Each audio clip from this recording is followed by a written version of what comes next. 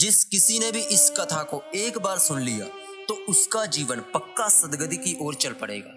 और जो लोग इस वीडियो को छोड़कर चले जाएंगे उन्हें जिंदगी भर इस रहस्य के बारे में कभी नहीं पता चलेगा। जिस रहस्य के बारे में हम बताने जा रहे हैं वो रहस्य आज से पहले आपने कभी नहीं सुना होगा। अगर कोई मर्द अपनी पत्नी के अलावा किसी और स्त्री से सेक्स या शारीरिक संबंध बनाता है तो शास्त्रों के अनुसार आपको पाप नहीं लगेगा और आपका जीवन सदगति की ओर जाएगा। अगर आपकी शादी हो गई है या भविष्य में होने वाली है और यदि आप किसी दूसरी स्त्री के साथ संबंध बनाना चाहते हैं तो बना सकते हैं। आज के इस कलयुग में लोगों के पास फालतू की वीडियो देखने का समय है, लेकिन ज्ञान वाली जिंदगी को बदलने वाली वीडियो को देखने का समय बिल्कुल नहीं है। परंतु आज हम आपको देवर्षि नारद और यमराज के बीच में हुई वार्तालाप की एक ऐसी कथा सुनाने जा रहे हैं जिससे आप अपनी पत्नी के अलावा किसी और स्त्री से भी संबंध रखेंगे तो भी आपको पाप नहीं लगेगा। शास्त्रों के अनुसार कोई भी पुरुष पत्नी के अलावा इस एक स्त्री से शारीरिक संबंध बना सकता है। आइए इसे अच्छे से समझने के लिए एक पौराणिक कथा सुनते हैं। इस सच्ची कथा को ध्यान पूर्वक पूरा सुनना, नहीं तो बाद में पछताना पड़ सकता है। एक बार देवर्षि नारद नारायण नारायण का जाप करते हुए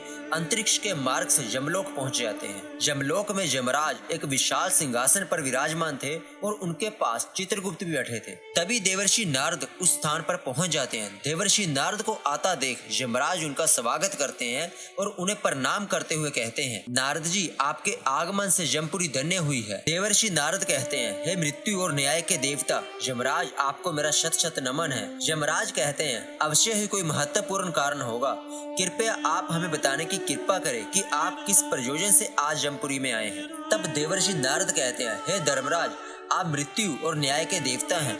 तीनों लोकों के प्राणियों को उनके कर्मों के अनुसार दंड देने का कार्य आप करते हैं। आपके पास समस्त प्राणियों और चारों दिशाओं का लेखा जोखा रहता है। पापी मनुष्यों को आप नरक में डालते हैं और पुण्य आत्माओं को आप स्वर्ग में भेजते हैं। इसलिए आपको मनुष्यों के सभी पाप और पुण्य कर्मों का ज्ञान है। मैं आपके पास एक विचित्र प्रश्न लेकर आया हूँ, कृपया आप मेरे इस प्रश्न का उत्तर दें। फिर यमराज कहते हैं, हे देवर्षि, आप सत्य कहते हैं। हमारे पास तीनों लोगों के प्राणियों का लेखा जोखा होता है, क्योंकि प्रभु ने हमें यही कार्य सौंपा है। हम प्रभु के आदेश से ही मनुष्यों के पाप और पुण्य कर्मों के आधार पर उन्हें दंड देते हैं। आपके मन में जो भी प्रश्न अथवा शंका है आप निसंकोच होकर पूछिए। हम अपने सामर्थ्य के अनुसार उसका पूरा समाधान अवश्य करने का प्रयास करेंगे। तब देवर्षि नारद कहते हैं कि शास्त्र कहते हैं कि एक पुरुष को केवल एक ही स्त्री से विवाह करना चाहिए, एक ही स्त्री से संबंध बनाना चाहिए। किंतु मैंने ये भी देखा है कि कुछ मनुष्य अनेक विवाह करते हैं, अनेक स्त्रियों से संबंध रखते हैं। क्या ये पाप नहीं है? क्या ऐसे मनुष्य को नरक में डाला जाता है? इस पर शास्त्र क्या कहता है? क्या कोई मनुष्य अनेक स्त्रियों से विवाह कर सकता है? कृपया आप मेरी इस शंका को दूर करें। यमराज कहते हैं, देवर्षि, आपने समस्त मानव जाति के कल्याण के लिए उचित ही प्रश्न किया है। अगर हम आज के इस युग की बात करें तो जब पति पत्नी एक दूसरे की शादी के बंधन में बंध जाते हैं और एक साथ रहने की कसम खाते हैं, यह कसम आज के इस आधुनिक जमाने में हर कोई पंडित के सामने झूठी कसम खा लेता है। परंतु आज के इस जमाने में कसम जो एक दूसरे के सामने शादी के समय ली जाती है वह एकमात्र कसम ही रह गई है, क्योंकि शादी हो जाने के बाद एक ही पत्नी के साथ कई बार संभोग करने के बाद पुरुष बोर हो जाता है और किसी दूसरे की पत्नी की तरफ नजर लगाना शुरू कर देता है।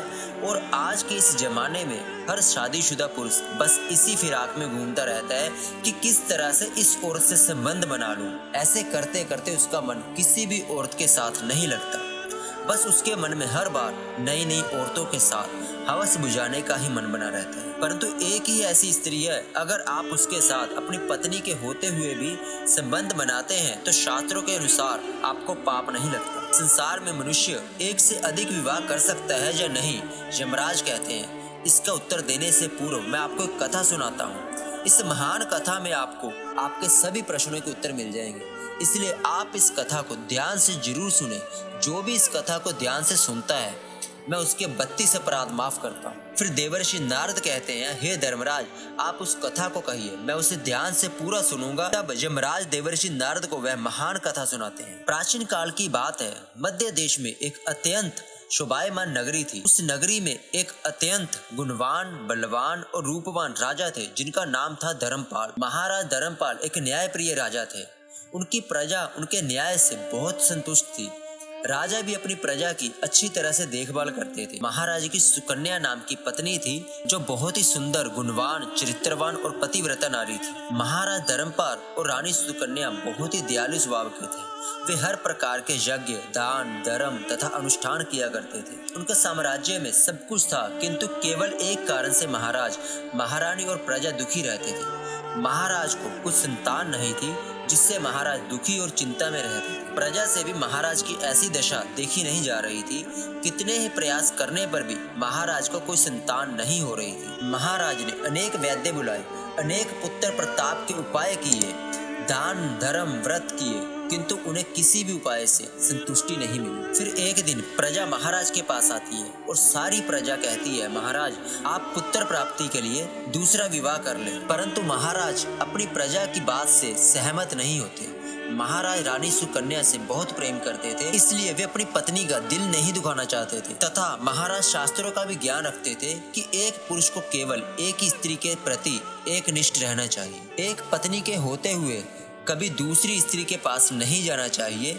जिस प्रकार से एक मादा पशु के साथ दो पशु नहीं रह सकते, ठीक उसी प्रकार एक पुरुष के साथ दो स्त्रियां कभी सुखी नहीं रह सकती। जो पुरुष एक पत्नी के होते हुए भी दूसरी पत्नी से संबंध रखता है, वह घोर पाप करता है और नरक में ही जाता है। इसी कारण से महाराज दूसरा विवाह नहीं करना चाहते थे। फिर प्रजा के लोग महारानी के पास जाकर उनसे आग्रह करते हैं कि वे महाराज को दूसरा विवाह करने के लिए मनाएं। तब रानी सुकन्या भी प्रजा के दुख को समझती है और महाराज के पास आकर कहने लगती है, स्वामी आप कृपया दूसरा विवाह कर लीजिए, हमारे राज्य को भविष्य में एक राजा की आवश्यकता पड़ सकती है। फिर महाराज रानी सुकन्या को भी मना कर देते हैं और कहते हैं कि यदि मैं दूसरा विवाह कर भी लूंगा तो भी मैं पाप का बागी ही बनूंगा, मुझे नरक में ही जाना पड़ेगा। और तुम बताओ, क्या तुम मेरे दूसरे विवाह से खुश रह पाओगी? तब रानी कहती है, स्वामी आपकी खुशी में ही मेरी खुशी है, मैं अपनी सौतन को अपनी बहन मानकर प्यार दूंगी, कृपया आप संकोच ना करें, मुझे इससे क्षण मात्र भी दुख नहीं होगा, मैं आपको विवाह के लिए सहमति देती। तब महाराज कहते हैं कि देवी, किंतु मुझे उस पाप से कौन बचाएगा जो एक स्त्री के होते हुए भी दूसरी स्त्री के साथ संबंध रखने से मिलता है। इस पाप की कोई मुक्ति भी नहीं है, मैं ऐसा घोर अनर्थ कभी नहीं करना चाहता। उधर स्वर्ग लोक से महाराज के सभी पूर्वज इस घटनाक्रम को देख रहे थे। वे अपने पुत्र के ऐसे व्यवहार से बहुत दुखी हो जाते हैं। यदि महाराज को पुत्र नहीं होगा तो कुल का विनाश हो जाएगा। इसी बात से सभी पूर्वज बहुत दुखी हो जाते हैं। फिर एक दिन सभी पूर्वज महाराज के सपने में आकर उन्हें दर्शन देते हैं और कहते हैं, पुत्र तुम्हारे कारण हमारी दुर्गति हो रही है, हमारे कुल का विनाश हो रहा है। तब महाराज अपने पूर्वजों से कहते हैं कि महात्मा, मैंने ऐसा कौन सा पाप किया है जो आप सभी इतने दुखी हैं? आपकी आत्मा की शांति के लिए जो भी उपाय हो मैं अवश्य ही करूंगा। तभी वे पूर्वज कहने लगते हैं कि पुत्र, हमारी मुक्ति का एक ही उपाय है, वह है तुम्हारी संतान। यदि तुम पुत्र को जन्म नहीं दोगे तो तुम्हारे साथ साथ हमें भी नरक में जाना पड़ेगा, हमारा संपूर्ण कुल और वंश नष्ट हो जाएगा। हम तुमसे विनती करते हैं कि तुम दूसरा विवाह करो, पुत्र के बिना मनुष्य को सद्गति प्राप्त नहीं होती। पुत्र ही अपने माता पिता का उद्धार करता है, उन्हें मोक्ष दिलाता है। जब वह श्राद्ध करता है तो हमारे पाप नष्ट हो जाते हैं। जब वह पृथ्वी लोक पर दान धर्म करता है तो हमें स्वर्ग लोक में भोजन की प्राप्ति होती है। इसलिए हे पुत्र, तुम शीघ्र ही पुत्र की प्राप्ति के लिए कोई उपाय करो। अपने पितरों की बात सुनकर भी महाराज दूसरा विवाह करने के लिए तैयार नहीं होते। फिर सभी पितरगण दुखी होकर यमराज के पास जाते हैं और उनसे विनती करते हुए कहते हैं, हे धर्मराज, कृपया हमारे कुल की रक्षा कीजिए, हमारे पुत्र की कोई संतान नहीं है और संतान के बिना हमारा कुल नष्ट हो जाएगा। कृपया आप हमारे पुत्र को दूसरा विवाह करने की आज्ञा दे दें। फिर यमराज कहते हैं, महात्माओं, मैं अवश्य तुम्हारे पुत्र को समझाऊंगा और उसे पुत्र प्राप्त करने के लिए प्रेरित करूंगा। ऐसा कहकर यमराज पृथ्वी लोक पर आते हैं। जब यमराज पृथ्वी लोक पर आते हैं और एक साधु का रूप धारण करके महाराज धर्मपाल के दरबार में जाते हैं तो उन साधु को देखकर महाराज धर्मपाल बहुत प्रसन्न होते हैं और उनका आदर सत्कार करते हैं और उनसे पूछते हैं, महात्मा आप कौन हैं? किस प्रयोजन से आप हमारे इस राज्य में पधारे हैं? आपके मुखमंडल का तेज देखकर यह प्रतीत होता है कि आप अवश्य ही कोई बड़े तपस्वी हैं। तब वह साधु उस राजा से कहते हैं, मैं साक्षात यमराज हूँ, तुम्हारे पूर्वजों के द्वारा प्रार्थना करने पर ही मैं स्वयं तुमसे मिलने आया हूँ। तब साधु महाराज से कहते हैं, तुमने अपने पूर्वजों को बहुत दुख दिया है, जिससे तुम्हारा सारा साम्राज्य नष्ट हो जाएगा। पुत्र के बिना तुम्हारी दुर्गति हो जाएगी, तुम्हें कभी मोक्ष की प्राप्ति नहीं होगी। शास्त्र भी कहते हैं कि मनुष्य को मोक्ष की प्राप्ति के लिए पुत्र को जन्म अवश्य देना चाहिए। फिर महाराज कहते हैं, हे धर्मराज, मैं विवश हूँ, मैं दूसरा विवाह करके पाप का भागीदार नहीं बनना चाहता। इससे अच्छा है कि मैं पुत्रहीन होकर जीवन व्यतीत करूं। यमराज कहते हैं, बस तुम्हारे न्यायप्रिय आचरण से और अपनी पत्नी के प्रति एक निष्ठा को देखकर मैं बहुत प्रसन्न हूँ। किंतु हे धर्मपाल, एक मनुष्य दूसरा विवाह अवश्य कर सकता है, इसमें कोई पाप नहीं है। यदि किसी पुरुष की पत्नी उसके दूसरे विवाह के लिए सहमति देती है तो वह पुरुष दूसरा विवाह निश्चित ही कर सकता है, इसमें कोई पाप नहीं है। शास्त्र कहते हैं कि यदि एक पत्नी से पुत्र की प्राप्ति नहीं होती है और उसकी पत्नी उसे दूसरा विवाह करने की अनुमति देती है तो उसे दूसरा विवाह करने में संकोच नहीं करना चाहिए। साक्षात यमराज के द्वारा ऐसे वचन सुनकर महाराज अति प्रसन्न हो जाते हैं और यमराज को धन्यवाद कहते हैं। फिर यमराज उस स्थान से अंतर्ध्यान हो जाते हैं। महाराज धर्मपाल अपनी पत्नी सुकन्या के पास जाते हैं और उनसे दूसरा विवाह करने की अनुमति मांगते हैं, तो महारानी सुकन्या उन्हें दूसरा विवाह करने की अनुमति दे देती है। तब महाराज दूसरी स्त्री से विवाह कर लेते हैं, जिससे उन्हें सुंदर पुत्र रत्न की प्राप्ति होती है। उधर स्वर्ग लोक में सभी पूर्वज भी आना विदित हो जाते हैं। शास्त्रों और पुराणों में बताया गया है कि मनुष्य धरती पर रहकर जो भी अच्छे या बुरे कर्म करता है, उन सभी कर्मों का लेखा जोखा मृत्यु के बाद होता है और उसके कर्मों के अनुसार उसे सजा और पुनर्जन्म मिलता है। ईश्वर की दृष्टि में जो अच्छे कर्म यानी आपके कर्म होते हैं उसे पुण्य कहा जाता है और जो बुरे कर्म होते हैं उन्हें पाप कहा जाता है।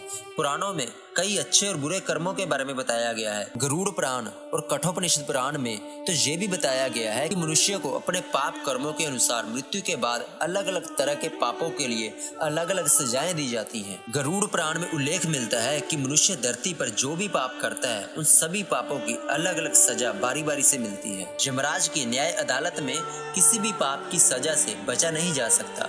गरुड़ पुराण में बताया गया है कि पर स्त्री गमन या पुरुष से संबंध रखने वालों को लोहे की गर्म सलाखों से आलिंगन करवाया जाता है। जो पुरुष अपने गोत्र की स्त्री से संबंध बनाता है उसे नरक की यातना देने के बाद लकड़बग्गा अथवा शाही के रूप में जन्म लेना पड़ता है।